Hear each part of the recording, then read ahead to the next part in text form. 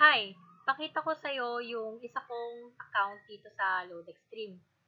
So, tignan natin yung genealogy ko.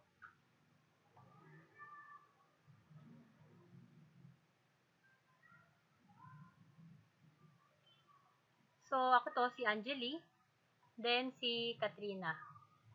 Si Katrina ay matagal ng LoadExtreme dealer. Pero ever since na sumali siya as dealer dito sa LoadExtreme, ay never niya pinag-aralan, ginawa, at inasikaso yung business niya. So, basically, si Katrina ay never kumita sa LoadExtreme dahil nga wala naman siyang ginawa para kumita yung negosyo niya. So, pag-usapan natin si Ivy. Ivy, Ivy, Ivy, Ivy. So, si Ivy ay may 5 accounts dito sa LoadExtreme. At si Ivy na tinutukoy ko ay yan. So, siya si Ivy. And kahit bagong dealer pa lang si Ivy dito sa LoadExtreme, ay kumita na siya ng 21,000 plus noong 2016. Dahil pinag-aralan niya yung business niya, ginawa niya, at inasikaso niya. Kaya ang outcome sa kanya ay rewarding. Ibig sabihin, kumita siya.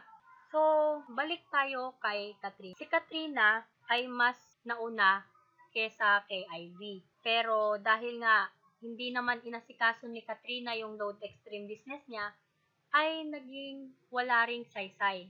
So, ang point dito, kahit bago ka lang sa LoadExtreme business mo, pero pinag-aaralan mo naman, ginagawa, inaasikaso, meron ding outcome na mangyayari sa'yo kung talagang dedicated ka.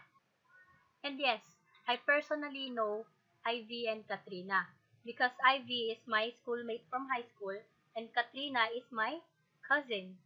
So, parehas sila may trabaho, 8 to 5 every day. And sa totoo lang, ang work ni Ivy is accountant job and Katrina is a factory worker. So, ang job ng accountant ay mas stressful comparing sa factory worker na nagpapacking ng mga siomai. So, depende talaga sa tao kung paano niya i-organize yung time niya at kung saan niya lalagay yung dedication niya sa isang bagay. Lahat ng tao may 24 hours a day para gawin yung mga importanteng bagay sa kanila.